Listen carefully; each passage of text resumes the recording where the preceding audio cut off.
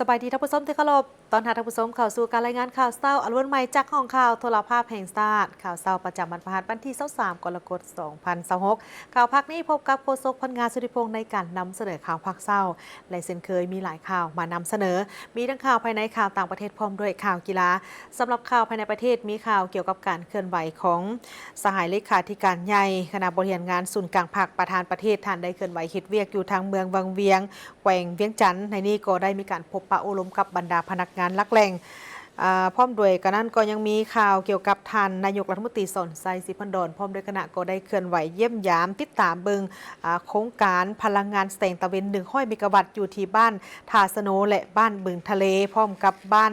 น้ำบอของนครไก่สนพรหมวิหารและพร้อมด้วยข่าวทานรองนายกรัฐมนตรีกระทรวงการต่างประเทศก็ได้เข้าร่วมกองประชุมรัฐมนตรีต่างประเทศอาเซียนครั้งที่59แบบครบคณะและกองประชุมรัฐมนตรีต่างประเทศอาเซียนครั้งที่59แบบวงแคบพร้อมกับข่าวอื่นทางภายในและต่างประเทศในการนำเสนอข่าวเช้าในมื้อนี้เริ่มด้วยข่าวสหายเลขาธิการใหญ่คณะบริหารงานศูนย์กลางภาคประธานประเทศแห่งสาธารณรัฐประชาธิปไตยประชาชนลาวได้เคลื่อนไหวเฮ็ดเวียกอยู่ทางเมืองบางเวียงแขวงเวียงจันทร์พร้อมกันนี้ก็ได้พบปะอบรมกับบรรดาพนักงานหลักแหล่งในวันที่21กรกฎาคม2026สหายทองลุ้นศรีสุริตเลขาธิการใหญ่คณะบริหารงานศูนย์กลางภาคประธานประเทศแห่งสาธารณรัฐประชาธิปไตยประชาชนลาวพร้อมด้วยคณะได้เคลื่อนไหวเยี่ยมยามได้เฮ็ดเวียกอยู่เมืองบางเวียงแขวงเวียงจันทร์ในโอกาสนี้สหายทองลุ้นศรีสุริตก็ได้พบปะอบรมกับพนักงานลักแหล่งของแขวงเวียงจันทร์อยู่ที่สโมสรปกครองเมืองบางเวียงโดยการต้อนรับอย่างสมเกียรติและอบอุ่นจากทางองค์คณะพรรคองค์การปกครองและพนักงานแขวงเวียงจันทร์ในการพบปะสหายภูธนุเพชรไสสมบัติกรรมการศูนย์กลางพรรคเลขาคณะบริหารงานพรรคแขวงประธานสภาประชาชนแขวงเวียงจันทร์ก็ได้ต่างนายแก่ทางองค์คณะพรรคแขวงได้รายงานถึงผลของการนำพาซี่นำด้วยการหบด้านในระยะ6เดือนต้นปี2026สหายได้เน้นนักว่าทั่วแขวงภายใต้การซี่นำพาของทางองค์คณะพรรคแขวงสมัยที่7แม่นพร้อมสุมใส่ในการจัดตั้งพันขยายมติกองประชุมใหญ่ครั้งที่12ของพรรคและก้าเกี่ยมเฉลิมฉลองวันสั่งตั้งแขวงเวียงจันทร์ครบรอบ45 ปีในระยะ6เดือนต้นปี2026ถึงว่าสภาพการของโลกจะมีความผันแปรสับสนแต่แขวงเวียงจันทร์ก็ยังสามารถได้ผลสำเร็จในหลายด้านก็คือเศรษฐกิจ GDP ขยายตัวอยู่ในระดับ 4.3 ส่วนห้อยบรรลุ 58.62 ส่วนห้อยของแผนการปีมูลค่ารวม 12,430 ตื้อกีบรายหับเฉลี่ยต่อหัวคนบรรลุได้ 1,154 ดอลลาร์สหรัฐคะแนนกสิกรรมขยายตัว 3.2 ส่วนห้อยรวมเอา 33.88 ส่วนห้อยของ GDP การสร้างหน่วยผักสามารถสร้างหน่วยผักปลอดใสเข้มแข็งนักแน่นได้876หน่วยรวมเอา 67.85 ส่วนห้อยเรียกงานป้องกันชาติป้องกันความสงบได้ฝึกอบรมศึกษาป้องกันชาติให้แก่คนหุ้นนุ่มได้ 1,917 คนและแก้ไขคดียาเสพติดอาชญากรรมไซเบอร์อย่างเด็ดขาดนอกจากผลสำเร็จแล้วสหายภูธนุเพชรไสสมบัติยังได้รายงานถึงสิ่งที่ท้าทายและข้อเสนอต่อขันศูนย์กลางเพื่อช่วยแก้ไขปัญหาการบุกรุกที่ดินป่าไม้การลักลอบขุดค้นแร่ธาตุปัญหายาเสพติดและสแกมเมอร์รวมทั้งการฟื้นฟูคุณภาพน้ำสงและพัฒนาเมืองบางเวียงให้กลายเป็นเมืองท่องเที่ยวระดับสากลอย่างยิ่งยงตามแผนแม่บทของชาติกฎสายกฎแห่งพวกปืนให้เอาใจใส่เห็นตัวเลขตามที่บรรลุได้ของแห่งเวียงจันทร์ได้ตามระดับฐานน้อยที่ว่าไว้ในโอกาสที่มีความหมายสำคัญนี้สหายทองลุ้นศรีสุริตก็ได้กล่าวแสดงความย่อมยอชมเชยต่อกับความพยายามบุกบืนสู่ชนของคณะพรรคองค์การปกครองทุกขั้นก็คือพนักงานนักรบและประชาชนบรรดาเผ่าแขวงเวียงจันทร์พร้อมกันนั้นสหายก็ยังได้ให้ทิศซี่น้ำที่สำคัญและเลิศซึ้งเพื่อเป็นเข็มทิศเยื้องทางให้แก่การพัฒนาแขวงในต่อหน้าเน้นนักให้แขวงหันเอาเป้าหมายของโครงการเมืองฉบับที่3ให้กลายเป็นของแขวงโดยเฉพาะแมนวิสัยทัศน์ฮอดปี2055การปรับปรุงกงจักรและแบบแผนวิธีเวียกสหายยังได้ซี่น้ำให้มีการแยกพลบทบาทระหว่างเลขาพรรคกับประธานปกครองให้จ่าแจ้งเพื่อยกสูงประสิทธิภาพในการบริหารรัฐพร้อมทางเน้นนักการสร้างตาแสงขึ้นใหม่ ซึ่งแขวงเวียงจันทน์สร้างสำเร็จแล้ว35ตาแซงเพื่อลงใกล้สิทธิ์ติดแทดกับประชาชนและแก้ไขปัญหาตัวจริงอยู่หากทานทุกๆการพัฒนาต้องถือเอาประชาชนเป็นกกและเอาชนบทเป็นเป้าหมายพร้อมนั้นต้องได้ขุดค้นทางแหงที่บ่มซ่อนโดยเฉพาะกอแมนทางด่วนและทางรถไฟเพื่อสุกยู่การพัฒนาเป็นสินค้าพร้อมทั้งให้ความสำคัญต่อกับการศึกษาการแก้ไขปัญหาการป้าละการเรียนและการปรับปรุงคุณภาพการบริการสาธารณสุขต่อกับการคุ้มครองการท่องเที่ยวแบบยืนยงและปกปักรักษาสิ่งแวดล้อมสหายได้แสดงความเป็นห่วงเป็นใยต่อกับปัญหาสิ่งแวดล้อมอยู่เมืองวังเวียงโดยเฉพาะแม่นผลกระทบจากการขุดค้นแร่ธาตุที่เฮ็ดให้น้ำซองคุณและเปื้อนสหายยังได้สร้างให้ทางภาคส่วนที่เกี่ยวข้องลงไปกวดกาและแก้ไขอย่างเด็ดขาดเพื่อรักษาภาพพจน์การท่องเที่ยวสีเขียวของเมืองวังเวียงให้ยืนยงตลอดไปการเคลื่อนไหวเยี่ยมยามและพบปะโอลมในครั้งนี้บ่เพียงแต่เป็นการให้กำลังใจแก่พนักงานและประชาชนของแขวงเวียงจันทน์เท่านั้นแต่ยังเป็นการยั่งยืนถึงความเอาใจใส่อย่างใกล้ชิดของทั้งศูนย์กลางภาคและรัฐบาลที่มีต่อกับการพัฒนาท้องถิ่นเพื่อมุ่งไปสู่การสร้างสาประเทศชาติให้หังมีเข้มแข็งประชาชนมีความผาสุกอย่างแท้จริง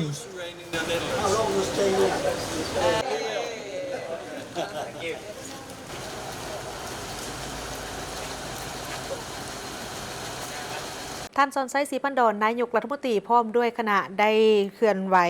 ติดตามและสุกยู่โครงการพลังงานแสงตะเวน100 เมกะวัตต์อยู่ที่เขตบ้านทาสโนบ้านบึงทะเลและบ้านน้ำบอนครไก่สอนพบวิหารแขวงสวรรณเขตซึ่งโครงการดังกล่าวนี้แม่นหนึ่งใน12โครงการบุริมสิทธิ์ของรัฐบาลที่สำคัญในแผนการหับซื้อไฟฟ้าแสงตะเวนเพื่อเสื่อมเข้าสู่ระบบสายส่ง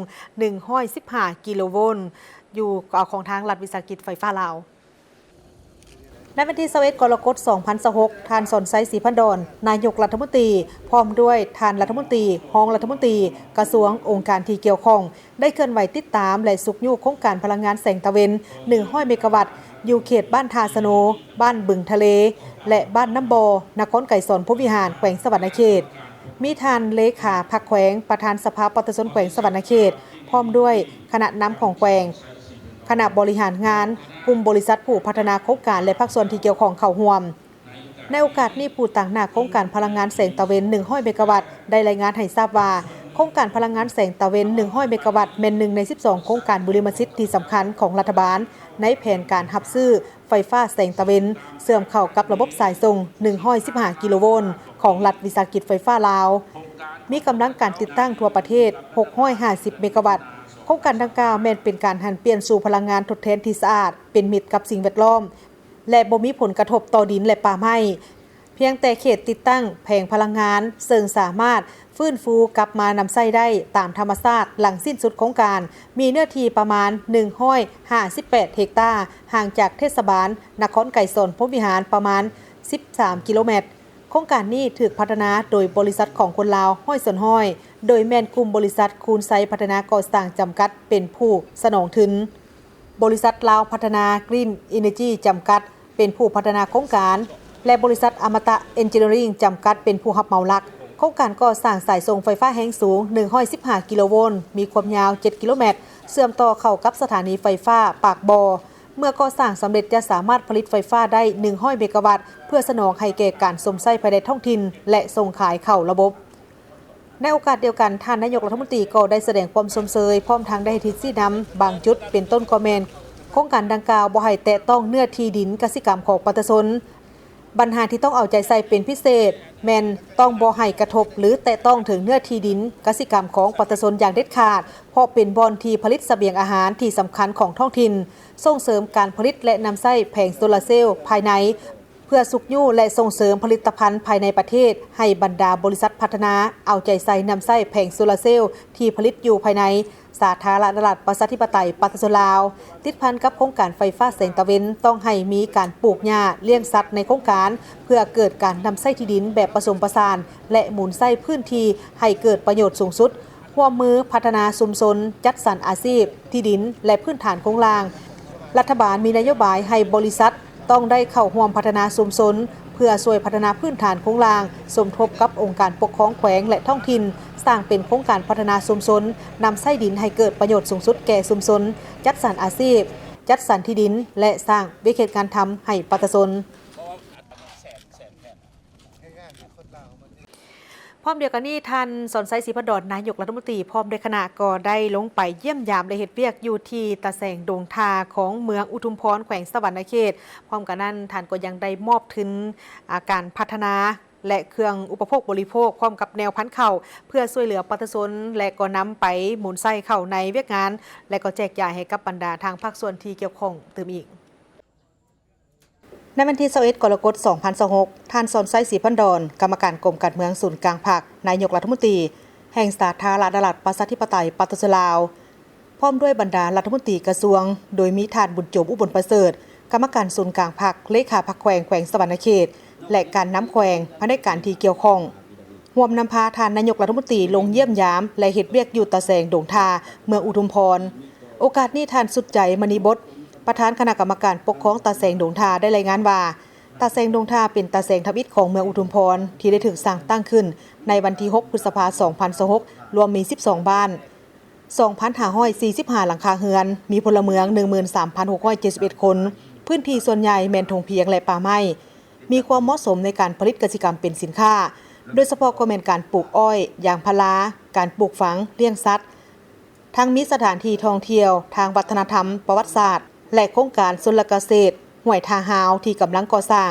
ตาแสงดงทาประกอบมี1คณะพักภาคฐาน14หน่วยพักมีสมาชิกพัก183สหายและมีพนักงานเมืองลงประจำการ8ท่านเพื่อคุ้มครองบริหารระยะ6เดือนต้นปีในปีนี้สามารถจัดเก็บรายรับจากอากรที่ดินได้169ล้านกว่ากีบเท่ากับ49ส่วนห้อยของแผนการสามารถปลุกระดมประชาชนปักดำเข้าหน้าปีได้ 3,084 เฮกตาร์พร้อมทางปลูกพืชผักมันต้นอ้อยยางพาราและอื่นๆนอกนั้นยังได้ระดมทุนจากสังคมและประชาชนเข้าใส่การก่อสร้างซ่อมแปลงเส้นทางเบตง3เส้นขัวและเส้นทางเข้าหาบ้านโรงเรียนประถมบ้านหนองแปนเสลียสำเร็จแล้ว23ส่วนห้อยในโอกาสดังกล่าวนี้ท่านนายกรัฐมนตรีก็ได้ให้ทิศโอลมและเน้นนักไขทางคณะนำทุกขั้นเอาใจใส่ต่อกับเวียกงานการเมืองแนวคิดเพิ่มทวีการศึกษาอบรมปลุกระดมประชาชนให้ตื่นตัวปฏิบัติกฎหมายและปรับปรุงกลไกการจัดตั้งให้เข้มแข็งบริการประชาชนอย่างว่องไวการพัฒนาเศรษฐกิจสู่ชนปฏิบัติแผนพัฒนาเศรษฐกิจสังคม5ปีครั้งที่10 2026ถึง2030พันขยายมติ04ทับกมสพว่าด้วยการสร้างเศรษฐกิจเอกราชเป็นเจ้าตนเองส่งเสริมการผลิตเป็นสินค้าดึงดูดการลงทุนและแก้ไขข้ออุดตันทางด้านเอกสารและเวียกงานป้องกันชาติป้องกันความสงบ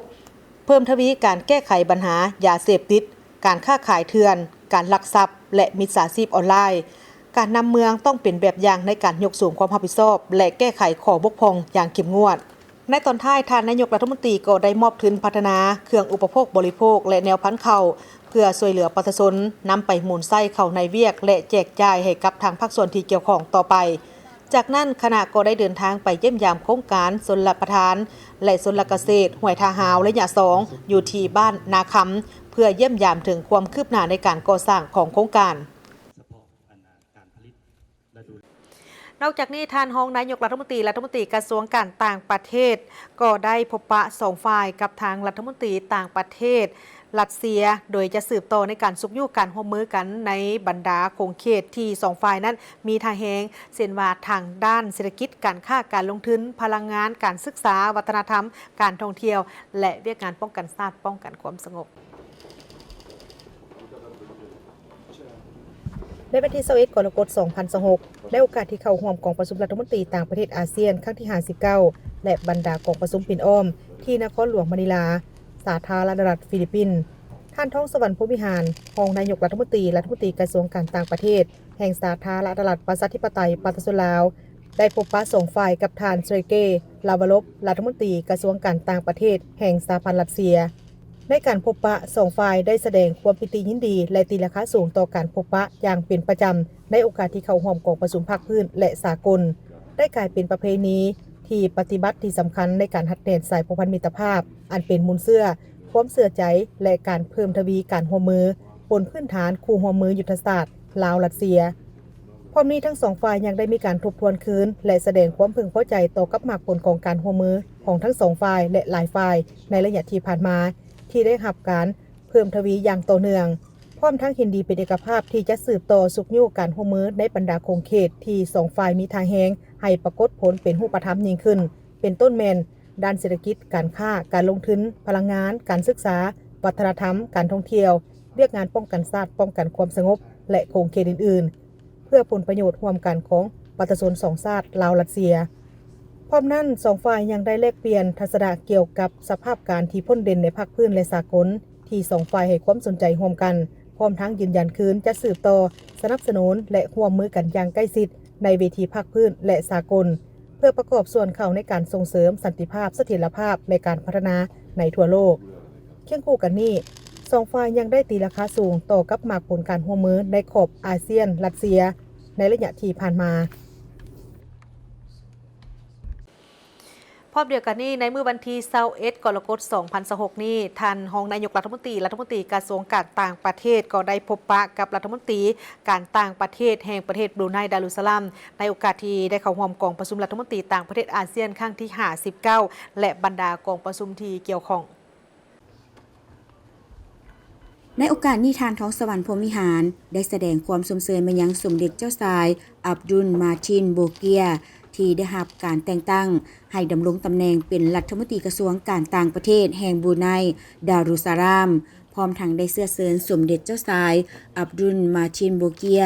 เสด็จเยี่ยมยามสาธารณรัฐประชาธิปไตยประชาชนลาวอย่างเป็นทางการในเวลาสะดวกพร้อมนี้ยังได้ต่างหน้าให้รัฐบาลและประชาชนลาวแสดงความขอบใจอย่างจริงใจมายังรัฐบาลและประชาชนบรูไน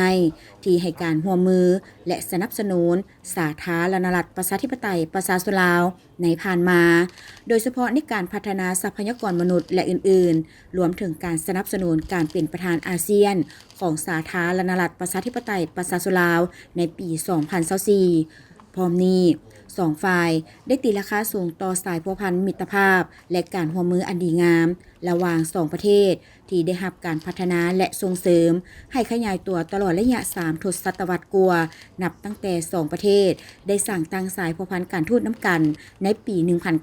1993 แสดงออกผ่านการแลกเปลี่ยนการเยี่ยมยามซึ่งกันและกันอย่างเป็นปกติของการนำขั้นสูงและขั้นต่างๆโดยเฉพาะเป็นการเยี่ยมยามรัฐกิจประเทศบรูไนในปี 2022 ของประธานทองลุนศรีสุริตประธานประเทศแห่งสาธารณรัฐประชาธิปไตยประชาชนลาวและการเยี่ยมยามรัฐกิจสาธารณรัฐประชาธิปไตยประชาชนลาวของสมเด็จสุลต่านฮาจิรัสนานโบเกียแห่งบรูไนในปี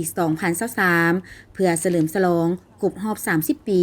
แห่งการสร้างตั้งสายพัวพันการทูตระหว่างสาธารณรัฐประชาธิปไตยประชาชนลาวและบรูไนและการยกระดับสายพัวพันระหว่าง2ประเทศขึ้นเป็นคู่ร่วมยุทธศาสตร์ในโอกาสนี้สองฝ่ายได้ยืนยันที่จะสืบต่อร่วมมือกันอย่างใกล้ชิดเพื่อเสริมขยายสายพัวพันมิตรภาพและการร่วมมือในด้านการเชื่อมโยงเชื่อมจอดพลังงานสะอาดการท่องเที่ยวการศึกษาและด้านอื่นๆให้ขยายตัวยิ่งขึ้นในต่อหน้ารวมทั้งการกะเกียมให้แก่การแลกเปลี่ยนการเยี่ยมยามของการนำขั้นสูงระหว่าง2ประเทศในอนาคตท่านรองนายกรัฐมนตรีกระทรวงการต่างประเทศได้พบปะสองฝ่ายกับรัฐมนตรีกระทรวงการต่างประเทศออสเตรเลียและเข้าร่วมเนื่องในโอกาสที่เข้าร่วมกองประชุมรัฐมนตรีต่างประเทศอาเซียนครั้งที่59และบรรดากองประชุมที่เกี่ยวข้องในวันที่21กรกฎาคม2026ทานท้องสวรรค์พรหมวิหารรองนายกรัฐมนตรีกระทรวงการต่างประเทศแห่งสาธารณรัฐประชาธิปไตยประชาชนลาวได้พบปะสองฝ่ายกับท่านนางเพนนีว่องรัฐมนตรีกระทรวงการต่างประเทศแห่งออสเตรเลียในโอกาสเข้าร่วมกองประชุมรัฐมนตรีต่างประเทศอาเซียนครั้งที่59และบรรดากองประชุมที่เกี่ยวข้องได้จัดขึ้นในระหว่างวันที่19-25 กรกฎาคม2026ที่นครหลวงมะนิลาสาธารณรัฐฟิลิปปินส์ในโอกาสนี้ฝ่ายลาวได้แสดงความขอบใจไปยังรัฐบาลและประชาชนออสเตรเลียที่ได้ให้การสนับสนุนสาธารณรัฐประชาธิปไตยประชาชนลาวในด้านต่างๆในระยะผ่านมาซึ่งได้ประกอบส่วนสำคัญเข้าในการพัฒนาเศรษฐกิจสังคมของสาธารณรัฐประชาธิปไตยประชาชนลาวและได้ตีราคาสูงต่อสายพัวพันมิตรภาพและการร่วมมืออันดีงามระหว่าง2ประเทศ ที่ได้รับการพัฒนาและขยายตัวตลอดระยะกว่า7 ทศวรรษนอกจากนี้2ฝ่ายได้ปรึกษาหารือร่วมกันเกี่ยวกับการแก้ไขคดีนักท่องเที่ยวออสเตรเลีย2 คนที่เสียชีวิตในเดือนพฤศจิกายน 2024 ที่ผ่านมาสาธารณรัฐประชาธิปไตยประชาชนลาวและออสเตรเลียได้สร้างตั้งสายพัวพันการทูตน้ำกันในปี 1952 ในระยะผ่านมา2 ประเทศได้มีการแลกเปลี่ยนเยี่ยมยามซึ่งกันและกันของการนำขั้นสูงและขั้นต่างๆอย่างเป็นปกติรวมทั้งได้สนับสนุนและช่วยเหลือซึ่งกันและกันในเวทีภาคพื้นและสากลก็คือในขอบการร่วมมืออาเซียนออสเตรเลียและขอบการร่วมมืออื่นๆพิเศษในปี 2024 2 ประเทศได้ยกระดับสายพัวพัน2 ประเทศขึ้นเป็นคู่ร่วมมือรอบด้านและในปี 2027 นี้จะเป็นปีครบรอบ 75 ปีแห่งการสร้างตั้งสายพัวพันการทูตร่วมกันท่านท้องสวรรค์พวิหารรองนายกรัฐมนตรีกระทรวงการต่างประเทศได้เข้าร่วมกองประชุมคณะกรรมการเขตปลอดอาวุธนิวเคลียร์อาเซียนตะวันออกเฉียงใต้และกองประชุมพบปะระหว่างรัฐมนตรีต่างประเทศอาเซียนและคณะกรรมาธิการระหว่างรัฐบาลอาเซียนว่าด้วยสิทธิมนุษย์ในวันที่21 กรกฎาคม 2026 ที่มะนิลาประเทศฟิลิปปินส์ท่านท้องสวรรค์พวิหารรองนายกรัฐมนตรีกระทรวงการต่างประเทศได้นำพาคณะผู้แทนลาวเข้าร่วมพิธีเปิดกองประชุมรัฐมนตรีต่างประเทศอาเซียนครั้งที่ 59 อย่างเป็นทางการโดยการเป็นประธานของท่านนางมาเตราซาราซาโรรัฐมนตรีต่างประเทศฟิลิปปินส์มีบรรดารัฐมนตรีต่างประเทศอาเซียนเลขาธิการใหญ่อาเซียนภายหลังพิธีเปิดกองประชุมท่านท้องสวรรค์พรหมวิหารได้นำพาคณะเข้าร่วมกองประชุมรัฐมนตรีต่างประเทศอาเซียนครั้งที่ 59 แบบครบคณะบรรดารัฐมนตรีต่างประเทศอาเซียนได้ปรึกษาหารือเกี่ยวกับการเสริมสร้างประชาคมอาเซียนให้มีความเข้มแข็งการจัดตั้งปฏิบัติวิสัยทัศน์ประชาคมอาเซียน 2045 ปรึกษาหารือเกี่ยวกับการเสนอเข้าเป็นภาคีสนธิสัญญาไมตรีจิตและการร่วมมือในอาเซียนตะวันออกเฉียงใต้ของบรรดาประเทศนอกภาคพื้นที่มีความสนใจร่วมมือกับอาเซียนและยินดีต่อการจะมาลงนามเอกสารเพื่อเข้าเป็นภาคีของสนธิสัญญาดังกล่าวโดยลิทัวนีโปโลยรูมานีและซูเอตกองประชุมได้รับทราบบทรายงานประจำปี 2026ของคณะกรรมาธิการระหว่างรัฐบาลอาเซียนว่าด้วยสิทธิมนุษย์และรับรองแผนเวียกกิจกรรมบริมสิทธิ์ของคณะกรรมาธิการดังกล่าวพร้อมนี้ได้รับทราบความคืบหน้าของการพัวพันระหว่างอาเซียนกับคู่ร่วมมือภายนอกของอาเซียนโดยผ่านการจัดตั้งปฏิบัติบรรดาแผนเวียกงานการร่วมมือและการสืบต่อหัดแนนการร่วมมือกับภายนอกเพื่อประกอบส่วนให้แก่การจัดตั้งปฏิบัติวิสัยทัศน์ประชาคมอาเซียน 2045 พร้อมทั้งปรึกษาหารือปัญหาที่เกี่ยวข้องกับคู่ร่วมทางการของอาเซียนในนั้นได้หักห้องเอาเอกสารเงื่อนไขและตัวซี่บอกการเป็นคู่เจรจาอาเซียนซึ่งจะเป็นเอกสารพื้นฐานสำหรับการประเมินการสมัครเป็นคู่ร่วมทางการอาเซียนแนใส่รับประกันการพัวพันร่วมมือกับอาเซียนของภายนอกจะประกอบส่วนอย่างแท้จริงต่ออาเซียนกองประชุมได้เห็นดีรับเอาตุรกีเป็นคู่ร่วมเจรจาอาเซียนและเห็นดีรับเอาเยอรมันและกาตาร์เป็นคู่ร่วมแขนงการอาเซียน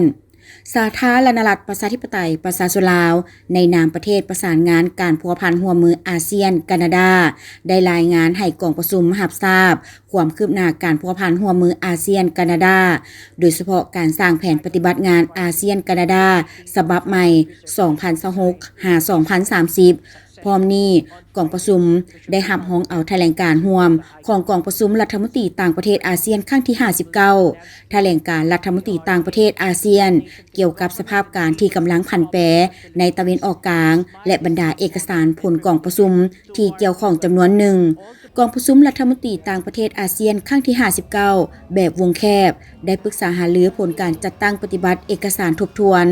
และคำตกลงของผู้นำอาเซียนเกี่ยวกับการจัดตั้งปฏิบัติ5ข้อตกลงของผู้นำอาเซียนเกี่ยวกับปัญหาเมียนมาซึ่งโดยรวมเห็นว่ามีความคืบหน้าพร้อมนี้กองประชุมยังได้แลกเปลี่ยนคำคิดเห็นเกี่ยวกับปัญหาภาคพื้นและสากลที่พ้นเด่นที่มีความสนใจร่วมกัน เป็นต้นแมนวิกฤตการด้านพลังงาน การหลอกลวงทางออนไลน์ อาชญากรรมข้ามชาติภัยพิบัติทางธรรมชาติสภาพการอยู่ตะเวนออกกลางและอื่นๆกองประชุมปรึกษาหารือบ่เป็นทางการแบบเปิดกว้างเกี่ยวกับการจัดตั้งปฏิบัติหาข้อตกลงของผู้นำอาเซียนได้รับฟังการรายงานความคืบหน้าของการจัดตั้งปฏิบัติหาข้อตกลงของผู้นำอาเซียนโดยรัฐมนตรีต่างประเทศของฟิลิปปินส์ในนามประธานกองประชุมและในนามผู้ต่างหน้าพิเศษของประธานอาเซียนปี 2026 เกี่ยวกับปัญหาเมียนมาพร้อมนั้นกองประชุมได้แลกเปลี่ยนทัศนะเกี่ยวกับทิศทางในต่อหน้าเพื่อสุกยูการปฏิบัติหาข้อตกลงดังกล่าวศูนย์กลางแนวลาวสั่งชาติได้รับฟังการเผยแพร่กองประชุมใหญ่ผู้แทนแนวลาวสั่งชาติทั่วประเทศครั้งที่ 12 เพื่อให้แนวลาวสั่งชาติในแต่ละขั้นนั้นได้เอาใจใส่ในการประสานสมทบกับทางองค์การจัดตั้งภาครัฐองค์การจัดตั้งมหาชนและองค์การปกครองท้องถิ่นนำไปปลุกระดมสุขยูประชาชนลาวบรรดาเผ่าในการประกอบส่วนการจัดตั้งปฏิบัติขบวนการแข่งขันทักษะและพัฒนาพิธีเผยแพร่เอกสารของประชุมใหญ่ผู้แทนแนวลาวสั่งชาติทั่วประเทศครั้งที่ 12 ได้มีขึ้นในมื้อวันที่ 21 กรกฎาคม 2026 นี้โดยการเป็นประธานของศาสตราจารย์ปริญญาเอกกิแก้วไข่คำพิทูลกรรมการกรมการเมืองศูนย์กลางภาคประธานศูนย์กลางแนวลาวสั่งชาติโดยมีพัทลานุเทระบรรดากรรมการศูนย์กลางแนวลาวสั่งชาติสมัยที่ 17พร้อมด้วยคณะพรรคสมาชิกพรรคและพนักงานรัฐกรเข้าร่วมท่านประธานศูนย์กลางแนวลาวสั่งชาติได้กล่าวว่ากองประชุมเผยแพร่เอกสารกองประชุมใหญ่ผู้แทนแนวลาวสั่งชาติทั่วประเทศครั้งที่ 12 เมนได้ไขขึ้นในท่ามกลางบรรยากาศที่ทั่วภาคทั่วรัฐและทั่วโป่งชนลาวบรรดาเผ่าพร้อมจัดตั้งเสริมซึมและพันขยายมติกองประชุมใหญ่ครั้งที่ 12 ของพรรคแผนพัฒนาเศรษฐกิจสังคมแห่งชาติ5 ปีครั้งที่ 10 อย่างเป็นขบวนฟุดฟื้นกองประชุมเผยแพร่เอกสารกองประชุมใหญ่ผู้แทนแนวลาวสั่งชาติทั่วประเทศครั้งที่ 12 นี้แม่นเพื่อให้แนวลาวสั่งชาติในแต่ละขั้นได้เอาใจใส่ในการประสานสมทบกับองค์การจัดตั้งพรรครัฐองค์การจัดตั้งมหาชนและองค์การปกครองท้องถิ่นในแต่ละขั้นเพื่อปลุกระดมสุขยูประชาชนลาวบรรดาเผ่าประกอบส่วนในการจัดตั้งปฏิบัติขบวนการแข่งขันทักษะและพัฒนาติดพันกับการสุขยูการผลิตการปลูกการเลี้ยงการสร้างรายรับสร้างเศรษฐกิจเพื่อแก้ไขความทุกข์ยากของประชาชนลาวบรรดาเผ่าเถื่อละก้าวกองประชุมเผยแพร่เอกสารของประชุมใหญ่ผู้แทนแนวลาวสั่งชาติทั่วประเทศในครั้งนี้พร้อมกันเสื่อมซึมและพันขยายมติกองประชุมใหญ่ผู้แทนแนวลาวสั่งชาติทั่วประเทศให้กรรมบาลพนักงานรัฐกรแนวลาวสั่งชาติกำแน่นเข้าใจเป็นเอกภาพและพันขยายให้แท้เหมาะกับสภาพตัวจริงประกอบส่วนเข้าในแผนพัฒนาแนวลาวสั่งชาติก็คือแผนพัฒนาเศรษฐกิจสังคมแห่งชาติ5 ปีต่อหน้าให้นับมือนับมีบาทก้าวขยายตัวยิ่งขึ้นได้มีพิธีเซ็นบทบันทึกความเข้าใจระหว่างกลุ่มบริษัทพงสวรรค์จำกัดและกลุ่มบริษัทวีนาเซมจำกัดสาธารณรัฐสังคมนิยมเวียดนามเพื่อเป็นการสุขยุการเสื่อมโตทางด้านการค้าและการขนส่งระหว่างลาวเวียดนามพิธีเซ็นบทบันทึกความเข้าใจกลุ่มบริษัทพงสวรรค์จำกัดและกลุ่มบริษัทวีนาเซมจำกัดได้จัดขึ้นในท่าอาทิตย์ที่ผ่านมาอยู่ที่ศูนย์การค้าลาวไอเทคโดยมีท่านพุทธวันนันทวงศ์รองรัฐมนตรีกระทรวงอุตสาหกรรมและการค้าท่านเวียนมิงเติมเอกอัครราชทูตสาธารณรัฐสังคมนิยมเวียดนามประจำลาวพร้อมด้วยผู้บริหารขั้นสูงและผู้ต่างหน้าจากภาคธุรกิจของทั้งสองฝ่ายเข้าร่วมลงนามในบทบันทึกแมนทานคำละลอร้อนสีรองประธานกลุ่มบริษัทพงสวรรค์จำกัดและทานเวียนฮิวตูผู้อำนวยการใหญ่ของกลุ่มบริษัทวีนาเซมจำกัดในบทบันทึกทั้งสองฝ่ายได้มีการแลกเปลี่ยนข้อมูลการเชื่อมโยงเครือข่ายธุรกิจและการศึกษาหาโอกาสในการร่วมมือกันใน8โครงเขตที่สำคัญประกอบมีการพัฒนาผลิตภัณฑ์ปุ๋ยและวัสดุกสิกรรมการค้าและการจำหน่ายผลิตภัณฑ์การพัฒนาโลจิสติกส์สร้างเก็บสินค้า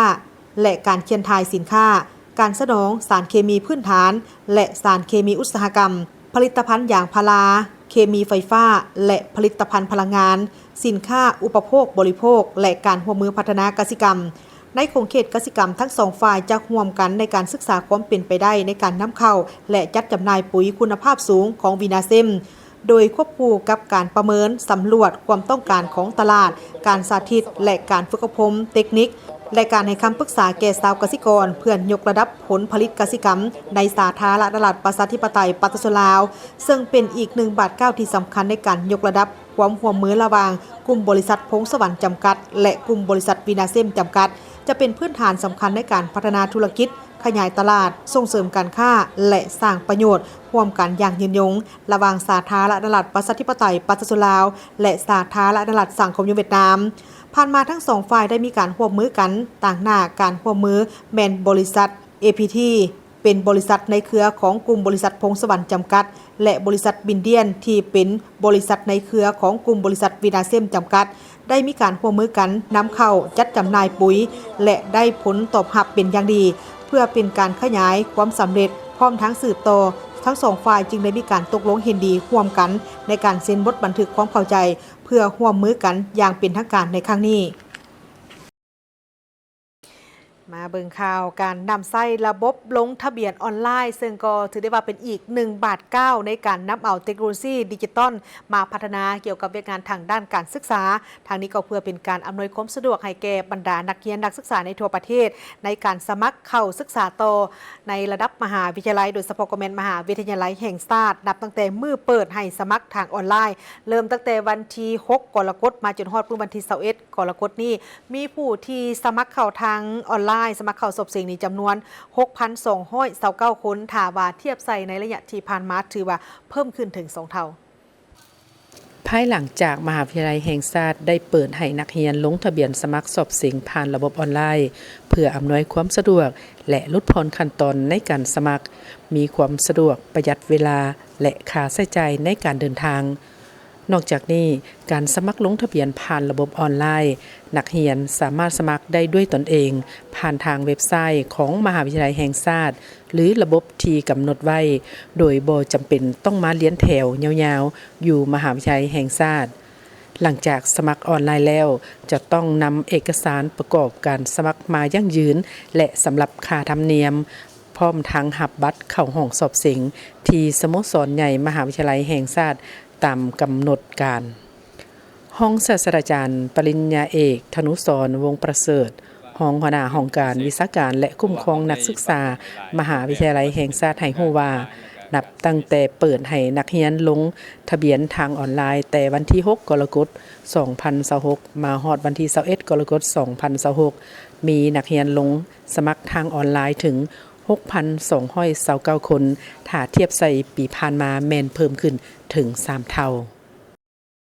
ในปีนี้ปรากฏว่าคือขึ้นเป็นพิเศษเพราะว่าเราได้ปรับปรุงหลายๆรูปแบบบ่ว่าสิเป็นทางด้านออนไลน์แล้วก็การเซอร์วิสของพวกเราก็เฮ็ดมีความแตกต่างจากหลายๆปีที่ผ่านมางั้นมาถึงปัจจุบันนี้เนาะถือว่านักสอบเสิ่งที่ว่ามาลงทะเบียนออนไลน์หั่นตกประมาณอยู่ 6,229 คนแล้วซึ่งว่าหาก็ผ่านมาจากมื้อเนาะแต่ว่าผู้เข้าสอบเสิ่งหั่นหรือว่านักเรียนจบใหม่หั่นให้ความสนใจหลายนอกเหนือจากนี้ยังแม่นนักเรียนที่จบไปแล้ว 2-3 ปีเขาเจ้าก็เข้ามาสมัครเพื่ออยากสอบเสิ่งคือกันตัวนี้แสดงให้เห็นว่าปริมาณจะเพิ่มขึ้นหลายเทียบกับแต่ละปีแล้วผู้ที่มาเอาบัตรเข้าห้องสอบเสิ่งเนาะ 4-5 มื้อที่ผ่านมานี่ปรากฏว่าตกเป็นประมาณกายครึ่งละเนาะแสดงว่า 3,000 ประมาณ 3,300 ปัจจุบันนี้ 3,300 คนที่ว่ามาเอาบัตรเข้าห้องสอบเสิ่งปัจจุบันนี่ทั้งหมดอยู่ในมหาวิทยาลัยแห่งชาติของพวกเขานี่มีอยู่263หลักสูตรซึ่งว่าหลักสูตรปริญญาตรีของพวกเขานี่130กว่าและก็สิมีต่อเนื่องแล้วก็มีอนุปริญญาเนาะหลังจากนั้นก็สิมีสูงไปกว่าหันก็คือแม่นหลักสูตรปริญญาโทของพวกเขานี่มีอยู่74หลักสูตรเนาะและกับปริญญาเอกอีก15หลักสูตรปัจจุบันนี้แสดงว่าหลักสูตรของพวกเขานี่แต่ละหลักสูตรนึงเข้าอยู่ใน13คณะวิชาอยู่ในมหาวิทยาลัยแห่งชาติของพวกเขาบรรยากาศของการเปิดลงทะเบียนทางออนไลน์ระยะนี้เพียงแต่10วันกว่าเท่านั้นคาดว่าอาจมีนักเรียนลงสมัครเพิ่มขึ้นนับจากมื้อนี้จนฮอดวันที่5สิงหาคม2026กำหนดมื้อปิดให้ลงทะเบียนสังเกตตามตัวเลขที่นักเรียนลงสมัครเห็นว่าเกินตัวเลขที่ทางมหาวิทยาลัยแห่งชาติมีแผนจะรับนักเรียนในศุกร์เรียน 2026-2027 แม่น 6,000 คน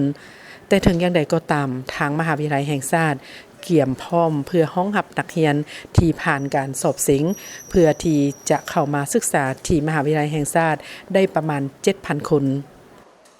เดี๋ยวนี้เนาะพวกเขาเกี่ยมความพร้อมนี่คาดว่าเนาะ เพราะว่าปัจจุบันนี้หลายๆเสียงจากสังคมกันแล้วแต่ว่าเดี๋ยวนี้ค่าของคนมาเรียนมซนี่ค่อนข้างจะน้อยแต่ทางมหาวิทยาลัยแห่งชาติของพวกเราเห็นว่าค่าของการเข้ามาเรียนนี่หลายขึ้นเพราะว่ามันแล้วแต่เนาะมันแล้วแต่สาขาวิชาที่มีความสำคัญและความสนใจของเขาเจ้าหั่นก็ปราศจากบ่ได้บางสาขาหั่นนักศึกษาให้ความสนใจน้อยเนื่องจากว่าเขาก็อาจจะเบิ่งเนาะวิธีการที่จะสร้างเวียกเฮ็ดงานทำของเขาเจ้าแต่บางสาขาที่ว่าหลายเนี่ยนะพวกเขาก็วางแผนรับนักศึกษาจากเฮาคาดไว้เบื้องต้นนี่ 6,000 เนาะอาจจะได้บวกตืมอาจจะเป็น 10-20% ได้อาจจะเป็น 7,000 ปลายก็เป็นไปได้เพราะว่าทางด้านสถานที่พวกเขาก็ได้กาเกียมให้เพิ่มขึ้นโดยเฉพาะเป็นสาขาที่มีนักศึกษาหลายตัวอย่างเช่นภาษาต่างประเทศถ้าว่าหลายเนาะแต่ละปีเฮารับเพียงแต่เท่านี้เฮาจะเพิ่มขึ้นอาจจะเป็น30-40% หรือ 50% ก็แล้วแต่สถานการณ์ที่ว่าความเป็นจริงปัจจุบันนี้มหาวิทยาลัยแห่งชาติของพวกเราก็ได้มีการปรับปรุงหลายบอนเพราะว่ามีแผนจุดสุ่มอยู่ในการพัฒนา 7-8 โครงการอยู่ในมหาวิทยาลัยแห่งชาติเพื่อรองรับนักศึกษาใหม่โดยเฉพาะแม่นเพิ่นจะกล่าวเสมอว่าการพัฒนาสิ่งแวดล้อมอ้อมข้างการพัฒนาสิ่งอำนวยความสะดวกให้กับนักศึกษาใหม่นี่เป็นสิ่งที่สำคัญฉะนั้นว่าปีนี้เพิ่นก็เลยวางแผนรองรับเอานักศึกษาจากสาขาที่มีความนิยมหลายหันขยายห้องออกอีกตัวอย่างเช่นคณะอักษรศาสตร์ตัวอย่างเช่นคณะเศรษฐศาสตร์และบริหารธุรกิจจังซี่เนาะหรือว่าวิทยาศาสตร์ธรรมศาสตร์ที่ขับเคลื่อนด้วยการชิดสอนภาค IT อย่างซี่เขาเจ้าจะนิยมหลายฉะนั้นว่าอยู่ในปีนี้พวกเขาก็เลยว่าวางแผนเฮ็ดแนวใดทางด้านสถานที่ทางด้านครูอาจารย์ให้มันหลายขึ้นพร้อมทั้งระบบที่ทันสมัยขึ้นเฮ็ดให้นักเรียนที่จะเซ็งคำว่าเป็นนักศึกษาหั่นได้ครับเขาเอิ้นว่าความสะดวกหลายขึ้นในการเรียนการสอนมหาวิทยาลัยแห่งชาติได้มีการพัฒนาหลักสูตรอย่างต่อเนื่องเพื่อตอบสนองต่อความมีความต้องการของตลาดแรงงานทางภายในและสากลปัจจุบันมีถึง260กว่าหลักสูตรในนั้นเป็นหลักสูตรปริญญาตรี125หลักสูตรเปิดให้สอบเส็ง115หลักสูตรซึ่งแต่ละสาขาวิชาก็ล้วนแต่มีความสำคัญสามารถประกอบอาชีพได้ทั้งรูปแบบรัฐกรและนำภาคเอกชนสำหรับกำหนดการสอบเส็งแม่นวันที่8สิงหาคม2026มี15จุดของการสอบเส็งในขอบเขตมหาวิทยาลัยแห่งชาติ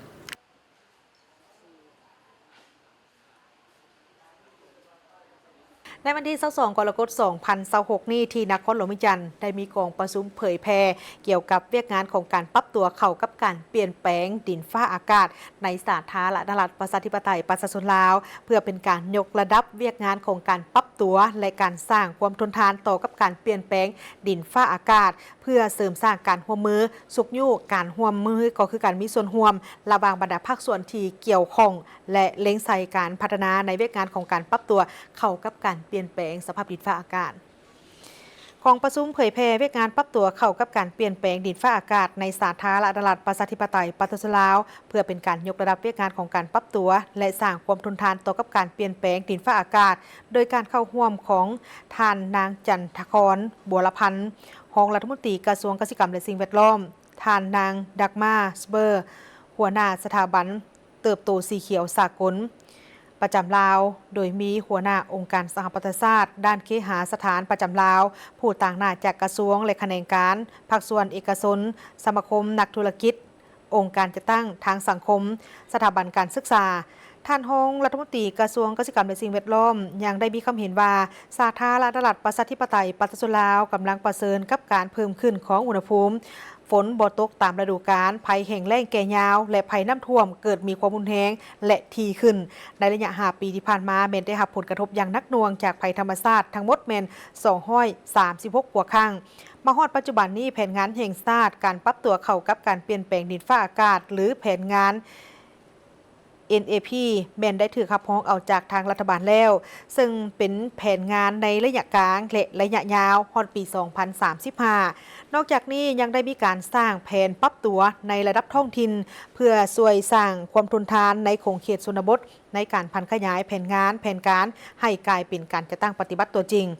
กองประชุมครั้งนี้แม่นเป็นอีกเวทีหนึ่งที่สำคัญและก็เป็นโอกาสอันดีให้แก่ทุกภาคส่วนได้มีการพบปะแลกเปลี่ยนและร่วมกันหาแนวทางในการดำเนินงานและจัดตั้งปฏิบัติเวียกงานการปรับตัวเพื่อรับมือกับสิ่งท้าทายและผลกระทบจากการเปลี่ยนแปลงของดินฟ้าอากาศของสาธารณรัฐประชาธิปไตยปฏิรูปลาวโดยผู้เข้าร่วมไม่ได้รับพูดถึงบรรดานโยบายการปรับตัวต่อกับการเปลี่ยนแปลงดินฟ้าอากาศที่พ้นเด่นถึงรวมไปถึงการเห็นถึงกรอบนโยบายที่สำคัญในเวียกงานของการปรับตัวเข้ากับการเปลี่ยนแปลงดินฟ้าอากาศของสาธารณรัฐประชาธิปไตยประชาชนลาวเช่นว่าแผนงานแห่งชาติในการปรับตัวเข้ากับการเปลี่ยนแปลงดินฟ้าอากาศหรือ SAP แผนงานการปรับตัวเข้ากับการเปลี่ยนแปลงดินฟ้าอากาศของคณะกรรมการรายงานถึงความคืบหน้าในการสร้างแผนงานการปรับตัวเข้ากับการเปลี่ยนแปลงดินฟ้าอากาศในระดับท้องถิ่นและบรรดาความพยายามอื่นๆกองประชุมยังได้มีการแลกเปลี่ยนบรรดาบทเรียนจากบรรดาผู้ต่างหน้าองค์การจะตั้งขั้นท้องถิ่นเพื่อส่งเสริมการลงทุนในภาคพื้นที่มีความเสี่ยงและมีความบอบบางจากการเปลี่ยนแปลงของดินฟ้าอากาศประชาชนได้รับผลกระทบจากการเปลี่ยนแปลงดินฟ้าอากาศกองประชุมครั้งนี้แสดงให้เห็นถึงความเอาใจใส่อย่างเข้มแข็งของรัฐบาลลาวในการสร้างอนาคตที่มีความทนทานต่อกับการเปลี่ยนแปลงดินฟ้าอากาศถือว่าเป็นบาดก้าวอันสำคัญในการหันนโยบายไปสู่การจัดตั้งปฏิบัติตัวจริงร่วมกันเพื่อเสริมสร้างความทนทานให้แก่ชุมชนระบบนิเวศเศรษฐกิจให้นับมือนับหลายขึ้นกว่าเก่าเนื่องในโอกาสวันสั่งตั้งสะพานมะยิงลาวครบรอบ 71 ปีในปีนี้บรรดาน้องมะยิงของทางกระทรวงอุตสาหกรรมและการค้าก็ได้จัดพิธีเฉลิมฉลองวันสั่งตั้งสะพานมะยิงลาวครบรอบ 71 ปีพิธีเฉลิมฉลองวันสั่งตั้งสะพานมะยิงลาวแม้นได้มีขึ้นในตอนเช้าของวันที่22กรกฎาคม 2026 นี้อยู่ที่รัฐวิสาหกิจไฟฟ้าลาวโดยการเข้าร่วมของท่านบัววันวีระวงศ์หัวหน้าของการกระทรวงอุตสาหกรรมและการค้าท่านนางธรรมาเพชรวิสัยรองประธานศูนย์กลางสะพานมะยิงลาวคณะบริหารงานสะพานมะยิงกระทรวงโดยมีบรรดาน้องมะยิงทั่วกระทรวงเข้าร่วมท่านนางมณีวรวงศ์ไซประธานสะพานมะยิงกระทรวงอุตสาหกรรมและการค้าได้กล่าวว่าในวันที่20กรกฎาคมปี 1955เป็นวันสั่งตั้งสะพานมะยิงลาวซึ่งเป็นเหตุการณ์ทางประวัติศาสตร์อันสำคัญของการปฏิวัติลาวจากบทบาทอันสำคัญและมูลเสื่อของการปฏิบัติของมะยิงลาวในประวัติศาสตร์ที่ผ่านมามันได้เฮ็ดให้พวกเขาเห็นได้อย่างชัดแจ้งมะยิงในทุกยุคทุกสมัยจนมาฮอดปัจจุบันนี้แม่นได้สืบต่อในการรักษามูลเสื่อและเสริมขยายบทบาทของตนเองแม่ยิงลาวเฮาบ่แม่นเป็นเพียงแต่แม่ผู้ที่ให้กำเนิดลูกพวกเฮายังเป็นภรรยาของสามีเป็นลูกสาวของพ่อแม่เป็นพนักงานเป็นคนที่เบิ่งแยงครอบครัวและยังเป็นอีกหลายบทบาทในคนผู้เดียวซึ่งก็เป็นภาระหน้าที่อันหนักหน่วงและก็มีความรับผิดชอบสูงในเวทีเศรษฐกิจและน้องมะยิงลาวก็ยังได้กลายเป็นกำลังอันสำคัญในการผลิตการบริการการค้าและการประกอบธุรกิจมะยิงจำนวนหนึ่งก็ได้สร้างตั้งและบริหารรัฐวิสาหกิจพัฒนาผลิตภัณฑ์ท้องถิ่นให้กลายเป็นสินค้าที่มีคุณภาพสามารถแข่งขันได้อยู่ในตลาดและก็เป็นการสร้างรายรับเข้าสู่ครอบครัวและสังคมในเวทีภาคพื้นและสากลแม่ยิงลาวยังได้แสดงความสามารถและสติปัญญาผ่านการเข้าร่วมกองประชุมสากลกิจกรรมแลกเปลี่ยนวิชาการและวัฒนธรรมในการเฉลิมฉลองครั้งนี้แม่นได้มีกิจกรรมการประกวดสุดแต่งกายและศิลปะเพื่อสร้างบรรยากาศให้มีความฟดฟื้นมวลซืนในวันสร้างตั้งสะพานแม่ยิงลาวซึ่งบ่เป็นเพียงแต่วันแห่งการหวนคืนถึงมูลเสื่ออันดีงามและผลงานอันภาคภูมิใจของแม่ยิงลาวเท่านั้นหากยังเป็นการเปิดโอกาสให้แก่น้องแม่ยิงในทั่วประเทศได้แสดงออกถึงความสามารถหัวคิดประดิษฐ์สร้างการพัฒนาตนเองด้วยความสามัคคีมูลเสื่ออันล้ำค่าและมรดกทางด้านวัฒนธรรมที่น้องแม่ยิงลาวไปติดตามเบิ่งข่าวจากทางท้องถิ่นเริ่มที่ข่าวทางแขวงเสียงขวางโดยได้มีการจัดพิธีฝึกอบรมเกี่ยวกับเวียกงานสั่งรวมและห่างเสียงสังคมคณะกรรมการในการเก็บกำห่างเสียงสังคมประจำปี 2026ท่านนางพวงพระจันทร์มูลทวงศ์กรรมการประจำพรรคแขวงหัวหน้าคณะโฆษณาอบรมแขวงได้เป็นเกียรติกล่าวเปิดการฝึกอบรมอย่างเป็นทางการท่านได้ยกให้เห็นความหมายความสำคัญของเวียกงานสังรวมและเก็บกำห่างเสียงสังคมพร้อมทั้งเรียกร้องให้ผู้เข้าร่วมจงรับฟังและนำเอาบทเรียนในครั้งนี้ไปหมุนไซให้มีผลสำเร็จ ในโอกาสนี้ท่านกิ่งแก้วเสงมณีวงศ์ของหัวหน้าคณะโฆษณาอบรมแขวงก็ได้ผ่านบทสรุปการเคลื่อนไหวจัดตั้งปฏิบัติด้านเวียกงานเก็บกรรมสังรวมห่างเสียงสังคมในระยะ 5 ปีผ่านมาโดยย่อซึ่งได้ยกให้เห็นการเคลื่อนไหวจัดตั้งปฏิบัติในการเผยแพร่เอกสารมูลเสือและนิติกรรมที่สำคัญของพรรคของชาติทางเฮ็ดหน้าที่เก็บกรรมห่างเสียงสังคมที่มีผลสะท้อนต่อแนวทางการนำพาและสร้างปรากฏการณ์ย่อท้อต่อสังคมและดำเนินการตอบโต้อย่างทันการโอกาสนี้ท่านบุญเฮืองสุริไสย รองเลขาพรรคแขวงก็ได้มีคำเห็นโอลมท่านได้ตีราคาสูงต่อเวียกงานห่างเสียงสังคมและย่องเยาสมเสยต่อคณะรับผิดชอบที่ได้ใจใส่ปฏิบัติอย่างตั้งหน้าและมีผลสำเร็จทางเรียกร้องให้ผู้เข้าร่วมเอาใจใส่และยกสูงต่อเวียกงานดังกล่าวในของเขตของตนจากนั้นก็ได้ดำเนินการฝึกอบรมซึ่งการฝึกอบรมครั้งนี้ผู้เข้าร่วมจะได้ค้นคว้าเรียนรู้คือปัญหาพื้นฐานเกี่ยวกับเวียกงานห่างเสียงสังคมวิธีการเก็บกรรมและนำไซห่างเสียงสังคมเข้าในเวียกงานการเมืองแนวคิดตานางเพื่อนร่วมงานและการค้นคว้าสังรวมจุดประสงค์ของการฝึกอบรมครั้งนี้ก็เพื่อเป็นการยกสูงความรู้ความสามารถในการเฮ็ดหน้าที่ในการเก็บกรรมสังรวมห่างเสียงสังคมภายในแขวงเสียงขวางเพื่อประกันต่อการนำพาและแก้ไขปรากฏการณ์ย่อท้อให้ทันกับเวลาและสภาพการภายในการเงินแขวงอุดมไซได้มีการจัดการฝึกอบรมเกี่ยวกับการประกอบเอกสารโครงการและการเขียนบทเสนอโครงการลงทุนของรัฐในขันเมืองประจำปี 2026 อยู่ที่เมืองฮูนแขวงอุดมไซสุดฝึกอบรมในครั้งนี้ครูฝึกได้นำเสนอเกี่ยวกับการเผยแพร่พลบทบาทของเวียกงานกระเด่งจัดซื้อจัดจ้างการประกอบเอกสารโครงการลงทุนของรัฐแบบฟอร์มการเขียนบทเสนอโครงการก่อสร้างซ่อมแปลงพื้นฐานโครงล่างแบบฟอร์มการเขียนบทเสนอโครงการส่งเสริมวิชาการแบบฟอร์มการเขียนบทเสนอโครงการสนองอุปกรณ์จากนั้นสุดอบรมยังได้แบ่งกลุ่มคนครัวและปฏิบัติตัวจริงในการเขียนบทเสนอของการลงทุนของรัฐซึ่งมีความหมายและความสำคัญในเวียกงานแผนการเงินและเป็นกิจหมายหนึ่งในการจัดตั้งปฏิบัติแผนพัฒนาเศรษฐกิจสังคม5 ปีครั้งที่4แต่ปี 2025 ถึง 2029 ของเมืองหุนเพื่อเฮ็ดให้การจัดตั้งปฏิบัติแผนพัฒนาเศรษฐกิจสังคมและแผนลงทุนของรัฐ5 ปีครั้งที่4ของเมืองได้เข้าสู่เวียกงานตัวจริงดำเนินให้สอดคล้องตามบัตร9และขั้นตอนของกฎหมายว่าด้วยการลงทุนของรัฐและสอดคล้องกับการขยายตัวของเศรษฐกิจสังคมในปัจจุบันเฮ็ดให้บรรดาเอกสารและแบบฟอร์มต่างๆของบทเสนอโครงการลงทุนของรัฐมีความถูกต้องเข้าใจการเขียนบทเสนอโครงการและประกอบเอกสารนอกจากนี้ได้มีการสนทนาปรึกษาหารือบรรดาเนื้อในที่ยังมีข้อสงสัยหรือข้อคงค้างในระยะผ่านมายกมาอธิบายให้เข้าใจไปล่วงเดียวกันและให้ครูฝึกยกเนื้อในสำคัญของแต่ละบทมานำเสนอและติดพันกับเวียกงานตัวจริงให้หลายขึ้นเพื่อให้นักสัมมนากรเข้าใจได้ง่ายขึ้น